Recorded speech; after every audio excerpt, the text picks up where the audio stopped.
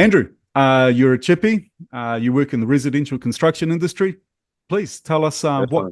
what do you love about your work as a builder and a chippy. Good question. Um, Basically, I love the day-to-day challenge. Every day is different.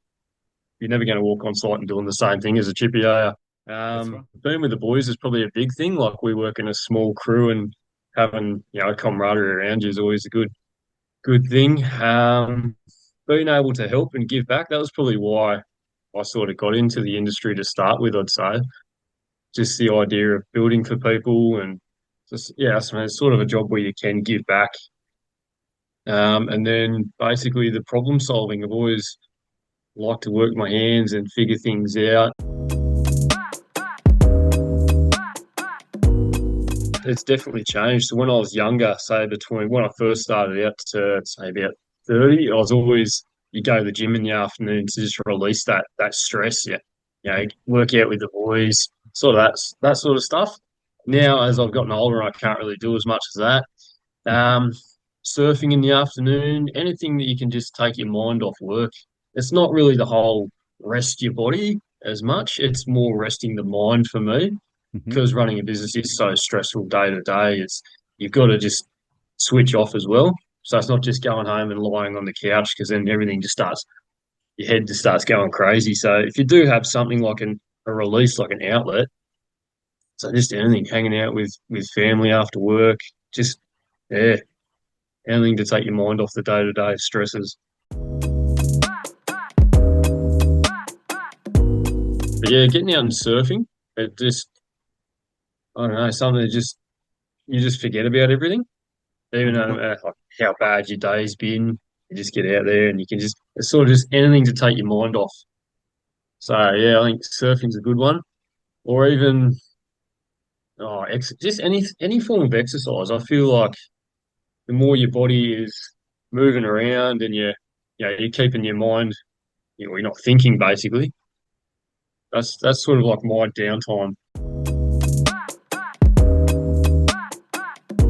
Oh, that's an easy one. That's my partner. She's great for that. So as like we met a couple of years ago, and she's been with me, through the whole running a business, and yeah, she cops everything. So just to have someone just to bounce everything off, all your stresses during the day, whatever's happened, because obviously when you're with your mates, it's different. We're blokes, we don't like talking about our problems per se.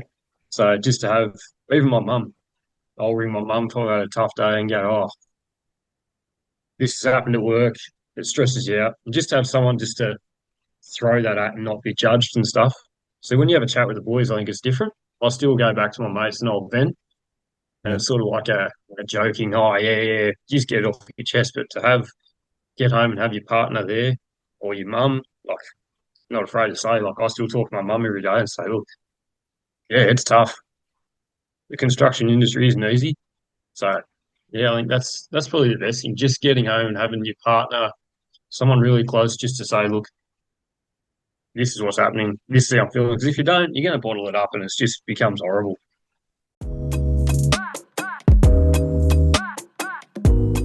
Just the whole don't really hang on to things. You can't you can't control everything. Yeah. Like it is what it is. You've just got to basically take what life throws at you and just move on. Like it's just a job at the end of the day. Like the job's like we stress about getting things done to a deadline, getting things perfect, but if you can't do it, the job's still going to be there tomorrow. And, if you make a mistake, you still can't fix it. So that's basically how I think my mum's basically just said to me, don't let it all eat you up. Don't stress about it. Go and fix it tomorrow or, you know, that's it. Biggest challenge I think I've had in the 10 years I've been doing it was COVID. So I think for everyone in the industry, it was horrible. And I'm not afraid to say it. A lot of businesses went under. I myself, we were working for a builder at the time, and it was a big job. There was a lot of money outlaid. There was just everything was happening, and then COVID hit. Material prices went through the roof. My boys ended up getting locked down because they were in a different area. Couldn't get guys to work. We were under the pump. It was just everything was happening. It was just that's probably the most stressful time of my let's say my career or my running a business. That was super tough. I just said to the boys, look, this is what's going on. So I've just told, I'm straight up with everyone that works for me, that works with me. This is what's going on. So the good thing as well about having a great team around me, they all pulled together and saw what was happening, and they went, okay, not that they weren't working hard, but they just went, okay, let's step it up again and just let's all get through this together.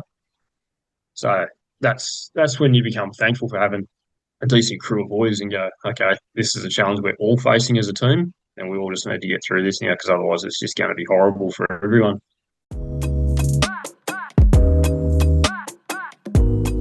I think once you hit rock bottom and you get into these jobs and you think this is it, like this is too hard, if you can get through that, everything else just becomes easy, because I've done this before. Something else, a challenge in life hits you in the face, and you go, well, it's not as bad, like, because I've done this before.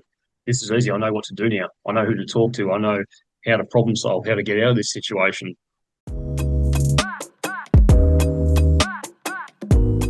Have something to look forward to. That's a big thing, I think, for any job, any industry, any person. So it doesn't matter how old you are. If you're working day to day and you've got all these stresses and you don't have anything to look forward to, like, it doesn't even have to be a holiday. It could be just going out with your mates that weekend. So if you're working non-stop, you're building all this stress and all this pressure, and you don't have anything to release, or you don't have anything to look forward to, it sort of just becomes like monotonous. You're just doing the Monday to Friday, and then you blast through the weekend, and then it's back to work again. You can give yourself something to look forward to at the end of the day, at the end of the week, at the end of the month. It, again, mentally you go, oh, awesome. Okay, I've only got another 3 days, and then I'm going hanging out with the boys at the pub. I've only got another, I'll get through these 8 hours, and then I can go to the gym with my mates.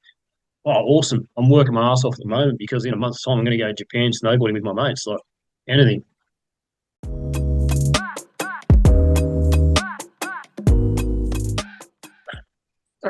Off the tools. Off the tools. Yeah. So I think that's it. That's probably every tradie's dream sort of thing. Like, Yes. I love being on the tools, but Yeah. it's a young person's game. Yeah. Man or woman, I don't care how good you are, how strong physically, it catches up with you. And I've realised that I'm over 30 now. And so the past couple of years, I've been trying to build my business so I can step away and get off the tools and more management side. Because I think, I've learned enough. I know how to run the job and do all the rest of it now. And I can give more to the industry being off the tools most of the time, as opposed to just, hammering things together all day like people think we do. So, yeah. And again, that's probably going to be better for the body, better for the mind. So, yeah, off the tools, that would be nice.